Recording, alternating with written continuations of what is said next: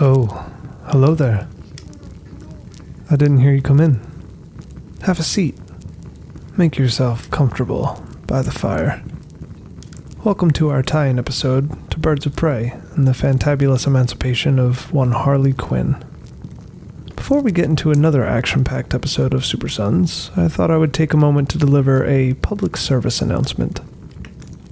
In The Mask of Matches Malone, Season 2, Episode 17 of Batman Brave and the Bold, Gail Simone penned a song where the Birds of Prey make sexual innuendos about each of the superheroes. Speaking of which, I think this fire needs a bit more wood.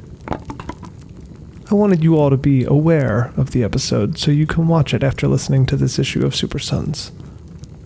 Take care, and without further ado, I give you issue 34 of Super Sons.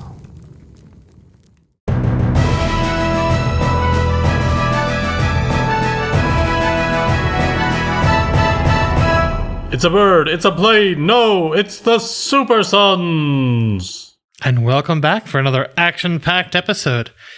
Just a reminder before this episode begins that DC's Crimes of Passion Holiday Anthology will be out the same day this episode is, so go to your local comic shop or whatever site you get your comics from and buy an issue. It is absolutely going to be worth it. Every single one of these has been a blast. Our last episode featured one of the writers for the Batman story, Jordan Clark, who will be at my local comic book shop, Third Eye Comics, this Saturday. So if you're in the Annapolis or anywhere in Maryland, go there. At any time, not just on Saturday, but every single day. All day, every day. So, if you haven't figured it out yet, there is bigger DC news, and this Friday, The Birds of Prey and the Emancipation of One Harley Quinn opens in theaters. Technically, it opens Thursday because I have tickets at 6, but the movie's finally out. So, we wanted to give you a little bit of a crash course on some of the characters that will be in it, or more so, the team that it is based upon. Yep. The Birds of Prey. So, the Birds of Prey first appeared in Black Canary and Oracle, Birds of Prey #1 in June 1996. The creators are Jordan B. Gorfinkel and Chuck Dixon. Jake, you want to tell us a little bit about Oracle? All right. Barbara Gordon, the sometimes first Batgirl, after being paralyzed by the Joker, she knew her days as Batgirl were over. So, she created a network of information that outshined even Batman. She became the eyes and ears for almost the entire DCU with her information gathering skills and her photographic memory. The movie also features actually, it doesn't also feature Oracle is not in the movie from what we know, but she is a huge part of the Birds of Prey as a team in comics. So if you're looking to pick up any of the books, you are going to want to know who Oracle is. One of the characters that is in the movie, though, is the Black Canary. Dinah Lance, the daughter of the first Black Canary, is a metahuman vigilante. She was trained under the watchful eye of Wildcat before taking up her mother's mantle. She possesses the Canary Cry, which is a high-powered sonic attack that has been shown to shatter even metal with its power. Also, my dog's named after her. All right, then there's Huntress. Helena Bertinelli, often referred to as a mafia princess, is the daughter of the Bertinelli crime family. We talked about her in the question episode for a bit. Her mother was murdered by her lover, who put a hit out on her after she stayed with her abusive husband. Helena was spared because she was his child. She was sent to live in Italy with her family. Now she's a vigilante in Gotham with her trusty crossbow. So 2 characters we're not covering in this episode are Renee Montoya, the second question, a police officer in Gotham City, and in the movie, the reason we're not covering her is we talked about her a little bit in the Batwoman episode, and we will probably cover her in the near future. She's just not in this story. And Cassandra Cain, another Batgirl, but the movie adaptation looks a little bit different from the comics, so I don't want to give you any pre-thoughts about her, just because it may be very different from what we've seen. Still looks incredible. So, we really just wanted to cover the first arc of Gail Simone's character-defining run, which has been said to be very highly influential on the movie. I've seen her talking with the actors a lot on Twitter, and she's been to the set, and I think she helped on a scene or two. But we're finally getting... Is this our first Gail Simone story? I think so. Gail Simone's It's definitely not the first incredible. one either of us of the read. No, not at all. Gail Simone is wonderful. fantastic. Just wonderful. So the story we're talking about is called Of Like Minds. The creative team, if you haven't figured that out by now, was written by Gail Simone. The pencils by Ed Benz, inks by Alex Lee, colors by Hi-Fi. And Hi-Fi is a company, isn't it? I don't think it's one person. I have looking no into that a little idea. bit. Letters by John E. Workman. I don't think we've done anything lettered by him, but we'll talk about the letters in the end because they're very, very good. Issue 1. Andrew Fisher, the head of the third largest farming conglomerate, is waiting for a tow truck in the pouring rain before he accepts a ride with a stranger who he sees is wearing fishnets, which, entices him to get in the car with a complete and utter stranger. Bad move, though, because when the driver shows her glowing yellow eyes and reveals to him that she knows exactly who he is, he starts to panic. She actually knows that he's about to commit some shitty deeds and is planning to liquidate all of his company's assets, including employees in the employees' retirement funds. Turns out he's being blackmailed and hadn't committed any real crime yet, so the Spectre gives him another chance with a warning. After picking up some Italian from the new place across the street, Black Canary returns to the Oracle for a debriefing. The woman in the car was the Black Canary, wearing these shiny yellow contact lenses because they knew that Andrew Fisher was afraid of metahumans. Oracle comments that she still has the glowing contacts in her eyes, which Canary goes, "Oh shit," and realizes that that's why everyone in the restaurant was staring at her. Canary starts to pose a question to Babs about if having all the information on everyone is right. Like, is her network really just in all the information that she has? And is it really right when she has so many secrets of her own? Barbara quotes my boy Ben Franklin and says that saving so many lives is worth the information that she's been collecting. The heavy philosophical debate is undercut with the food being so good that it literally knocks Canary on her ass. Gail is very good at interactions between characters and dialogue. Everything flows so humanly, and it feels like so real. It's always nice when she brings in food to her. I mean, what is it that Catman only can make? Is eggs, right? Yeah, he can only make eggs. Yeah, it's kind of a human element of all of her stories, and it's just delightful. The fun is stopped when Oracle gets an alert that Fisher is typing a suicide note on his computer. Canary rushes to stop him while the Oracle messages him to try and buy her time. Turns out it's actually a trap set by Savant, a villain who specializes in extortion. The ambush is successful and they capture Canary so they can use Oracle for their evil deeds. Man, there was some weird crimes that these men committed in that first issue, just based on your reading, like Andrew licking people. Yeah, they're weird. All right, so issue 2. Savant has an inferiority complex, which you find out as we see a vision of Batman saying that he's isn't morally equipped for this job. And that comes up a few more times. But Mr. Fisher is also being blackmailed by Savant, who has his family held hostage.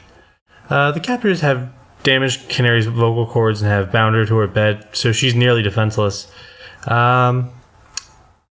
How do you feel about Savant?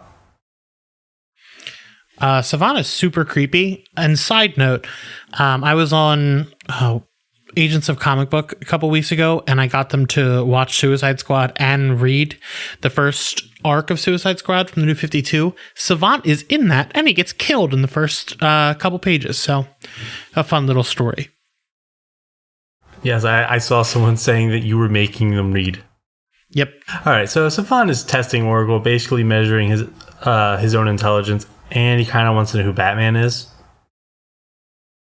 Yeah, he's just kind of like sauntering around like, oh, look at me, I can speak all these languages and I'm so smart. My favorite part is when she's like, yeah, like most of the languages he was speaking with are, okay, but I mean his Greek. Yeah. But so Oracle contracts the Huntress, who is busy on her own mission right now. Oracle helps in exchange for assistance in locating and rescuing Canary. Huntress saves a baby who she claims smells really good. Yeah, it's just a weird thing I wanted to put in the script because she saves this baby from someone who's not well. And she's like, this baby smells really good. And I was like, all right, it's in the script. See, I've heard people say that before. That baby smell good? Yeah, like that baby smell. Oh, baby smells like poop. Yeah. Who knows? I don't know about you, but I'm gonna talk about this for a second. I'm not a fan of holding babies. Like, it's a lot of responsibility, and it just scares the living shit out of me. I mean, Dan, they do have a detonation button. Yeah, I don't want to hold one. It's a lot of commitment and like it's a lot of trust, and I just then there's a soft spot on their head. Yeah, it just makes me anxious. It's a lot. All right, you can continue though. Sorry, sorry guys.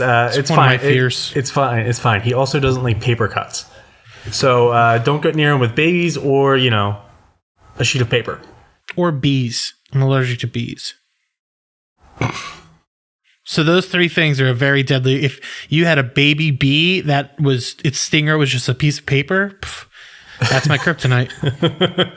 All right, Oracle's very worried about Dinah because she has always been there for her, so she doesn't want to let her down. Dinah tries to flirt with Savant's henchman to let her go, but he's not fazed by that. And I don't think you mentioned it in the script. I had it in there originally, but it didn't really matter to the story. I forgot to take out this other part.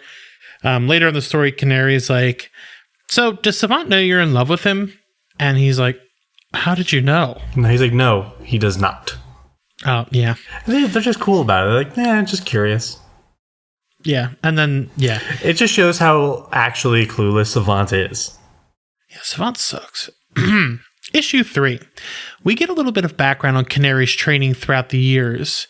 She learned Shirtei with Sensei Otomo. Otomo, thank you. Who she left because he wasn't pushing her hard enough because he was afraid to hurt her in training. The next training we see was her sparring with Lady Shiva, who's one of the deadliest fighters in the DC universe, who, didn't care about her well-being, so she pushed her as hard as she could because a Canary knew if she missed a block, she'd be dead. Lady Shiva is one of the most deadly foes in the DCU, right? Yes. Pretty much anyone who Dennis O'Neil has written or created is considered the deadliest people. So the original Richard Dragon. That's such a big dick move, honestly. Just like, oh yeah. He also had Bronze Tiger, and I don't know if he created Bronze Tiger. I do know he was in the Richard Dragon series. And I know Lady Shiva started in the Richard Dragon series. Yeah, but think about that. Like, if you're a writer, you could just say this person's the best at everything, and like, who's going to stop you? No one, because they do that with Batman all the time. Yeah, Batgod. I mean, who's going to be able to edit Morrison? Like, who could stop him? But back to the story.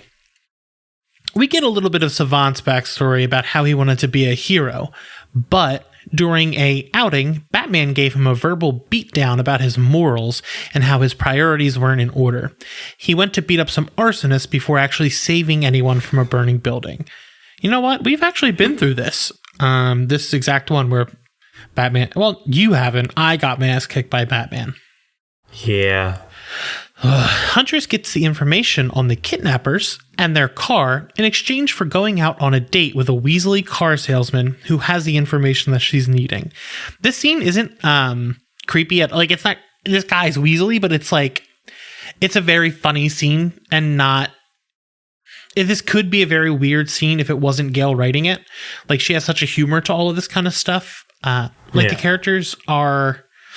I don't know how to describe it. They're not like...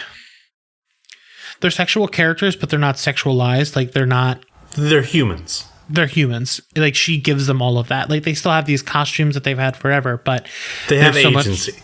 They maintain their agency throughout it. There you go. Yeah. Gail is very good, just in general. So Savant starts to threaten to cut Canary unless she reveals... Oh, did I skip one? Oh, sorry. Savant gets all pissy when Oracle can keep up with his measuring contest, and she actually besses him in a verbal sparring match. He then kind of storms upstairs like a grumpy toddler and threatens Mr. Fisher and reveals accidentally where he's hidden his family. Savant bursts into the Canary's cage and starts to threaten her with a knife, saying that she needs to reveal Oracle's identity before he's interrupted by Andrew Fisher, who's brought some warm tea because how can she sing when she has a sore throat? Turns out the tea was actually just holding a bird-shaped communicator she needed to call Oracle. All the pieces begin to fall into place when Canary breaks her wrist bonds, but she realizes that she has 2 large casts on her legs, so she can't actually walk down the stairs, which makes it sort of an issue to get out. Huntress arrives on the scene by driving her fucking motorcycle through the front door. Now, both Canary and Huntress will have to fight to finish their mission. All right. So, the 4th issue. Canary is stuck in the room with Savant because with the large locked leg casts. Yeah, I don't really know what they are. They're just big leg casts. Like metal casts? Like, why does he have those just laying around? Did he get those specially made? I don't know. Savant stuff. But she's in the Huntress is bad. My God, that was a tongue twister though. Large locked leg casts. Yep. She's in as Huntress is battling with Savant's henchmen downstairs in the kitchen. Fisher is searching the basement to find the entrance to the wine cellar where his family is held. Using all of the smarts that Savant has flaunted in front of Oracle, she uses it to backtrack him to his real identity and his crimes. So your inflection as you're reading this just keeps going up, so it sounds like you're getting initially just like more and more excited. Using all the smarts that Savant is flaunted in front of the Oracle. You know what I mean? Yeah. I feel you. It's been a long day, dude. It's just funny because every sentence is like, Canary is stuck with the room of Savant. Yep. It's fine. You're just excited as you read the sentences. Well, I read fast. That's probably why I stammer sometimes. But, alright. Yeah, so it turns out Savant's just a rich boy who kind of took a bunch of like karate lessons and a bunch of other stuff and kept failing at a bunch of stuff. Like the Olympics, school, rich people stuff. All I can hear from outside of my room right now is just glasses. I thought they were breaking. Plates. Mom's just out in the kitchen smashing glasses. Yeah. She's got a rage going. She just wants to be on the podcast that bad. Yeah. Canary slides down the banister to escape Savant, only to be caught at the bottom after getting his family. Save that part. Save the end of that. What? The banister. Canary slides down the banister to escape Savant, only to be caught at the bottom. What you wanted to hear? No, is that what you wanted to hear from me? There's a part of that scene that I like, but I'll talk about it later. After getting his family to safety, Fisher goes back to help Canary because she had given him a second chance and he betrayed her. Which, I mean, can you really blame him? His family was in danger. Yeah, but he's still doing, like, she gave him a second chance to be good, and he's like, okay, I have to be good and go back and save these people who need my help. Yeah. Oracle starts broadcasting Savant's, aka Brian's. Oh, wait, no, I skipped one, didn't I? Now, Canary and Huntress have their backs against a wall. Actually, it's a fireplace, because they cannot take both of them in a fight. But suddenly, every phone in the house starts to ring. Oracle starts broadcasting Savant, aka Brian's life story, as he's an entitled heir who has never finished anything. After his father learned about his blackmailing thing, he was cut off entirely. When he threatens to kill Oracle's partners, she says that it would give her enough time to erase every file he has on anyone. And for Savant has a problem with his memory, so I guess that would be a big problem for him. As Huntress and the henchmen go back to fighting, Fisher lights his ponytail on fire to distract him before Huntress knocks him out. Dinah retrieves a disk backup of all the files that could solve a ton of cases, but asks if Oracle really wants to use all this illegal information to play judge, jury, and Oh, I said prosecutioner. That's not even spelled correctly. I don't know what that word is. Processioner? Did I say processioner instead of executioner? Continue, though. Without due process, Oracle says she'll burn it, which Dinah already did. But we left with the cliffhanger that Oracle already had all the information. That word doesn't exist, and Google Sheets is not telling me to correct it, so I'm just going to say I created a word. But yeah, that's pretty much Hold on. No. You can't just go off on saying, "Oh, I created a word," and not read that word out loud. Process tenor. Process tenor? Proceed tenor? I don't know. It's not a real word. I've made it up, and it actually just means the best DC podcast out there, who is horribly...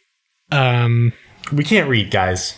Yeah, we're not very good. We told you this before. We read comics for the pictures. It's been a long time since we brought it up, but we are illiterate.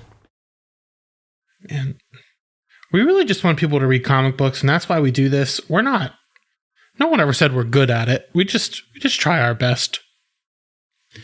So, my favorite panel of this story happens in the beginning when Canary literally falls on her ass over eating the shrimp from the Italian restaurant, because I know that feeling when good food is good. She follows it up with a quote, which is also my favorite quote. "If I had 2 bites of those every day, I'd never need another man." All right, my favorite panel and favorite moment are pretty much the same part. The guy handing Canary the food, and he's looking at her what's wrong with your eyes? And then when she realizes that why they were looking at her weird. And my favorite quote is from Canary saying, "Honey, I'm home." Yeah, they're great. My favorite moment is actually when she's sliding down the banister and she's like, "Please don't be anything sharp at the bottom. Please don't be anything sharp at the bottom." And then there is. And she just kind of has to grip the banister to hope that she doesn't run into it. Which is when I was younger, I had this friend who had a really cool house with one of those big banisters, and everyone would slide down the banister. But, I didn't, because I was like, there's a big ball at the end of that banister. What if I don't get off in time? And then I'm done. Game over. That's it.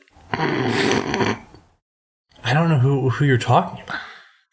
One of my friends from when I was at my dad's. He lived on his house was beautiful. It was right on the water in Riverside, overlooking Philly. I mean, unless people are listening from the area, they don't know where that is. But something I did want to talk about is the lettering for the characters' inner monologues. Each of them has their own unique speech bubbles. Canary has a regular legal pad scratch paper, which is awesome. Oracle's is a text box for a computer, and then Huntress has something. I want to say it's purple, but each of them has their own thing, so you know who's inner monologuing. I think lettering is very underappreciated, and something like that is really cool. We'll throw up some pictures of the lettering in the boxes too, just so people can check them out. But before we go, we're going to give you 3 suggested readings for these characters and the others who weren't in the story. So for Canary, I suggest Justice League Year One, just because it is one of my favorite stories, written by Mark Waid. There is Green Arrow and Black Canary Wedding Special. Actually, we didn't even mention Green Arrow, did we? No. Black Canary and Green Arrow are an item. If you didn't know that, now you know. The show Arrow did not get that right. And Gail Simone. What are you talking about, Dan? Well, hold on. What are you talking about? Felicity Smoke, man. Yeah, you know, Gail Simone, the character that started out as Ronnie Raymond's stepmother in the comic books. She dunks on Felicity all the time. It's great. For Huntress, we suggest Batman Huntress Cry for Blood. The Rebirth Birds of Prey has her on the team. She's also in Grayson. Yeah, Grayson. Renee Montoya, we suggest GCPD or 52, which is the story where she becomes the Question. For Oracle, honestly, any of the Birds of Prey before the new 52. The Batgirl run with Cass Kane or the Batgirl run with Stephanie Brown. For Cassandra Cain, her Batgirl run or Batman and Robin Eternal is a good one. Or if you want to see her being bestest friends with Clayface, Rebirth Detective Comics. Yeah. We are covering Cassandra later in the year, as well as my favorite Stephanie. But go out and see the Birds of Prey and the Emancipation of One Harley Quinn. The name is such a mouthful. Yeah, but it's got Ewan McGregor in it, so... It does. I'm so excited for that. God, I love Ewan McGregor. Jake, what comics are you reading recently? Still on the Booster Gold kick, but I'm doing some... I'm taking some peeks at the other side's comic books on the Marvel Unlimited app. I'm kind of, I mean, I guess I'm reading some balance. Yeah, no, I'm finally going to read West Coast Avengers. Is all of it on there? I think so. That's a good. I only read the first couple issues. I also know that all of them. The House of X just got added on there for the first issue. The Hawks and the Pox is coming. Yep. You're very far behind on all that. Yeah. This is going to be a really short episode. Is there anything you want to talk about? Oh, what I'm reading. Jonah fucking Hex. So I read a couple issues of this before I go to sleep every night. He dreams of cowboys. Yeah, I've never been... So, caveat, my favorite game of all time is Red Dead Redemption / Elder Scrolls Oblivion. But I've never seen just a straight up cowboy movie. Ever. Like, I've never just watched one. Like, none of the Clint Eastwoods, nothing. Not even, I guess you count Django I'm not Unchained. counting... Yeah, I guess I can count that. Yeah, but, you can count that. I'm talking about the spaghetti westerns. I also don't count Wild Wild West. I'm talking like the classic Clint Eastwood, all that kind of stuff. I never watched any of them, but these stories are so good. Every issue is its own story so far. There's a couple of 2-parters and 3-parters, which is fine, but having like a one-off story structure is awesome. Just because I can read one and then be done. Like, I don't have to be like, oh, what's going to happen in the next issue? Just having some more self-contained stories is a cool thing. Also, Jonah Hex is just a super interesting curmudgeon. He doesn't want anyone to come near him. I really just want to know how he ended up in the future. He's ended up in the future a few times, hasn't he? Yeah, I think so. Like, I know the whole series Hex, he's in the future, because that's a nuclear conflict, like, apocalypse story that's mentioned a lot in Booster Gold. That's before...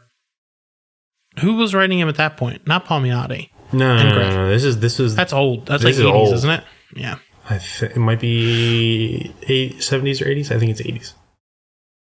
Mm-hmm. Yeah. So, join us in 2 weeks when we cover Our Man and Liberty Bell. Yep. Is that who you wanted to do? Yeah. Yep. Jake and I will be guest starring on another podcast. I don't want to talk about it yet just because I don't know when the episode comes out. But you know where to find us. We are on Twitter at DC Super Sons. You can find us on the Facebook at Super Sons. Our website is supersunspod.com, which is now back up.